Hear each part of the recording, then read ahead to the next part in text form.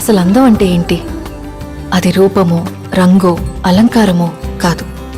ఏ ఒక్కరి జడ్జ్మెంటో, అభిప్రాయమో కాదు. ఒక కవి వర్ణనో, చిత్రకారుడి బొమ్మో కాదు. మరేంటది? అందమంటే గుణం.